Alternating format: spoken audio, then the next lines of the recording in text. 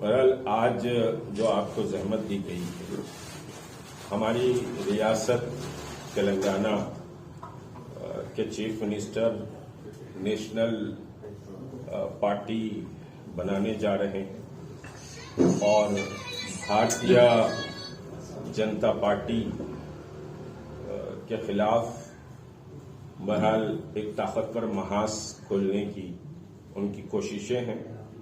اس کا ہم بہرحال خیر مقدم کرتے ہیں، کیونکہ ملک یا ریاست فرقہ وارانہ زہر سے پاک ہونی چاہیے، اور اس وقت جو ملک جوڑو بھارت جوڑو یاترا چل رہی ہے، ہم سمجھیے کہ اس کا خیر مقدم بھی کرتے ہیں۔ ضرورت اس بات کی ہے کہ ملک میں نفرت کی سیاست کا خاتمہ ہو، ملک جو گنگا جمنی تہذیب کا گہوارہ رہا ہے وہ بہرحال باقی رہے، اور ہم کوئی پارٹی کی حمایت نہیں کر رہے ہیں جو بھارت جوڑو یاترا ہے۔ ہم بھارتیہ جنتا پارٹی اور RSS کے نظریے کی جو مخالفت کرتا ہے ہم اس کی تائید کریں گے، یہ ہمارا اسٹینڈ ہے۔ ہاں، بیک ڈور سے جو حمایت کرتا ہے اور اوپن سمجھیے کہ مخالفت کرتا ہے، ہم اس کی حمایت نہیں کریں گے، کیونکہ آستین میں بہت سے ایسے سانپ اس وقت گھوم رہے ہیں جو بھارتیہ جنتا پارٹی کی بیک ڈور سے تو مدد کرتے ہیں لیکن ظاہری طور پر ان کی حمایت کرتے ہیں، تو ہم ایسے فورسز کی ہم مخالفت کرتے ہیں۔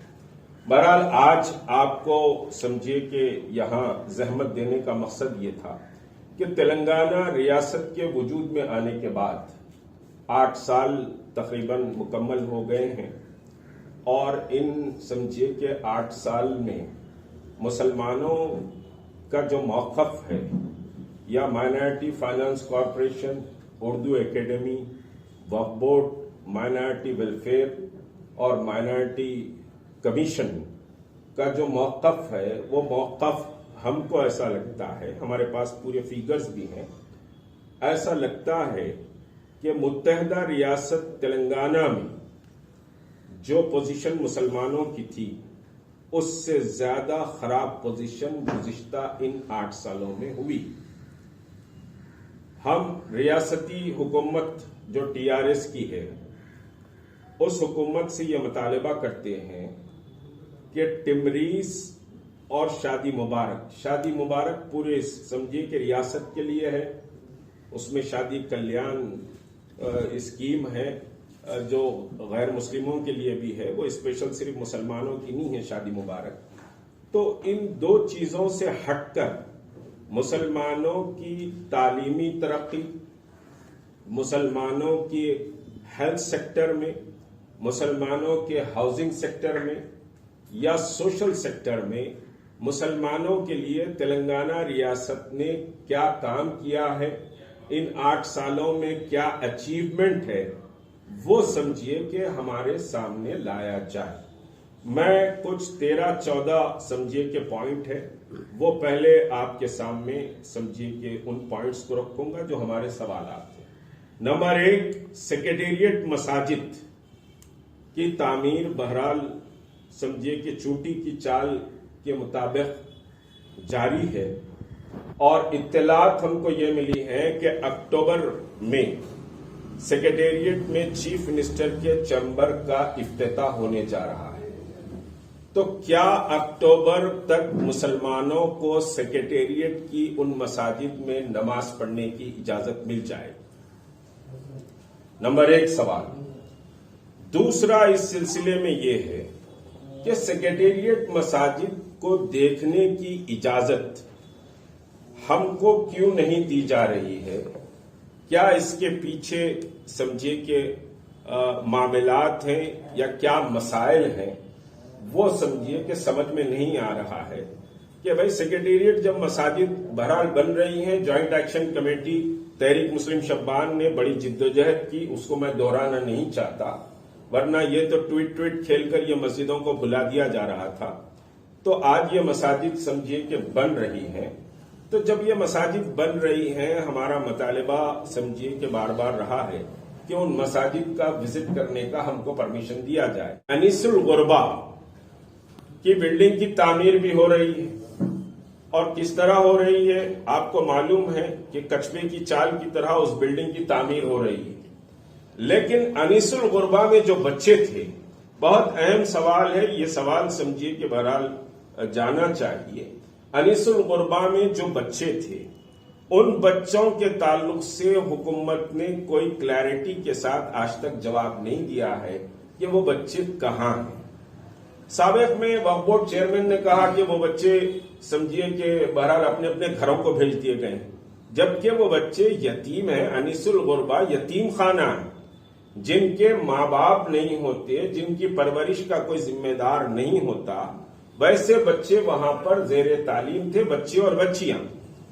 لیکن اس بلڈنگ کی تعمیر کے وقت ان بچے اور بچیوں کو کہاں شفٹ کیا گیا ہے، ان کی تعلیم کہاں ہو رہی ہے، کون سے اسکول میں تعلیم ہو رہی ہے، کس طرح سے ان کا مینٹیننس ہو رہا ہے، یہ کلیئرٹی آج تک گورنمنٹ آف تلنگانہ یا وقف بورڈ یا مائنارٹی ویلفیئر نے نہیں دی ہے۔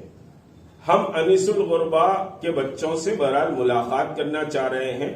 ہم تو یہ سمجھتے ہیں کہ وہ بچوں کو کہیں سمجھیے کہ گھروں میں سرونٹ بنا کر بھیج دیا گیا ہے یا کیا کیا گیا ہے۔ بہرحال ہمارا گمان ہے کہ انیس الغربا کے بچوں کو پراپر ٹیک کیئر نہیں کیا جا رہا ہے۔ ہم چاہتے ہیں کہ ان بچوں سے باضابطہ ملاقات کریں۔ تو انیس الغربا کے بچوں کا سوال بہت اہم سوال ہے۔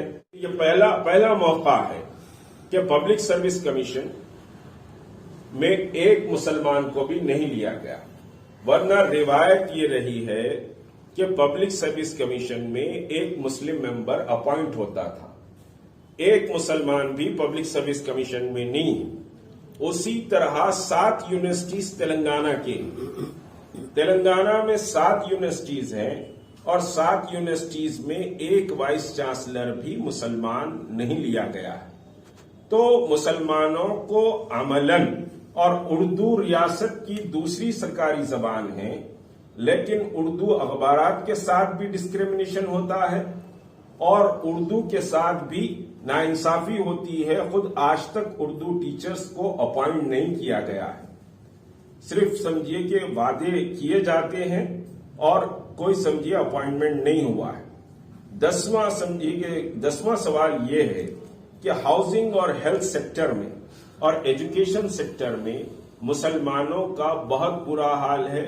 میں نہیں کہہ رہا ہوں، سدھیر کمیشن کی جو فائنڈنگ آئی ہے، سدھیر کمیشن کی فائنڈنگ کو بھی امپلیمنٹ نہیں کیا گیا۔